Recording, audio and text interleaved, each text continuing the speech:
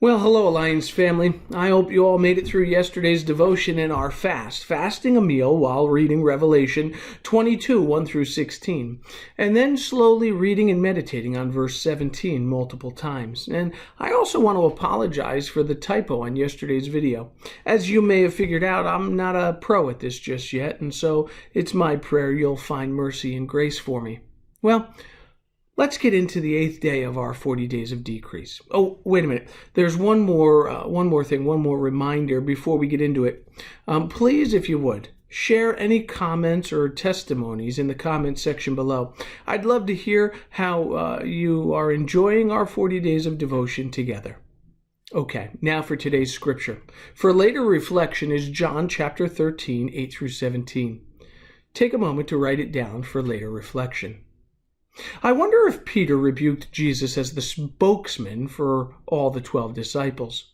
Surely, Jesus' talk of the cross and death would have been deeply unsettling for his followers, especially in the light of the miracles they had witnessed. Approaching their 2-year mark as Jesus' inner circle, the disciples had seen a dead girl come back to life, a demon-possessed man returned to peaceful sanity, storms calmed, bodies healed, bread multiplied, and most recently they saw the Messiah walk on water. Miracles, evidently, had not adequately prepared them to welcome crucifixion. The problem, of course, is not with the miracles themselves, but rather our perception of those miracles. We tend to view a miracle as a divine deposit on more miracles. We like our miracles to be perpetual. Thank you. Once raised, we want Lazarus really to live forever. But he can't. So we're bewildered when the recipient of the miracle still dies. It seems to me that miracles are less of a promise for tomorrow and more of a manifestation of God's love and power for today. Today, God provides bread.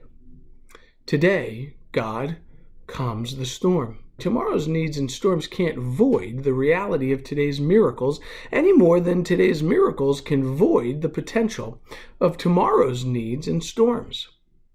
I, too, have been bewildered by miracles big and small. With the latter, I've watched only God miracle pregnancies ended in miscarriage. The church in general panics when miracles miscarry. We scurry clumsily about to prop up God's sagging reputation. There must have been a problem. Oftentimes we offer that. God must have something even better around the corner. That's something we oftentimes propose. Must he really? Grant those who grieve the dignity to ask questions. Bestow upon them the bewildered permission to not edit their honesty. Crucifixion is, after all, serious work. Now for today's reflection. Recall miracles that ended in heartbreak. The faith venture that went bankrupt. The pregnancy that miscarried. The new job with the difficult boss. When, if ever, have you felt the need to prop up God's sagging reputation? Here's today's fast. It's called Fixing It. Dr. Chloe shares this testimony. 6 years before she met her husband, his first wife died in a tragic car accident. The two loved God and one another and were headed back to seminary from celebrating Christmas with their families when they hit an ice-covered stretch of road. Barry explained that following the accident, the greatest gift people gave him was their supportive presence. The most hurtful offerings came from those who tried to fix Barry's pain with platitudes, such as God picks his favorite flowers for his heavenly garden, or you're young, you'll remarry.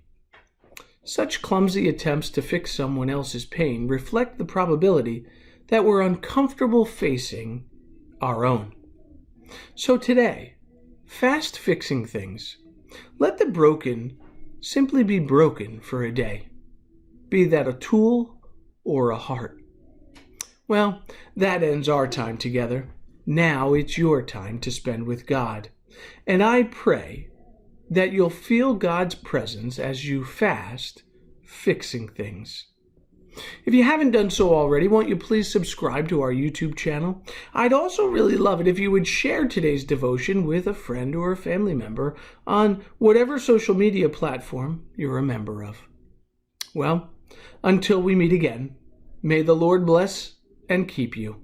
May the Lord's face shine upon you and be gracious to you. The Lord lift up his countenance upon you and give you peace. God bless you.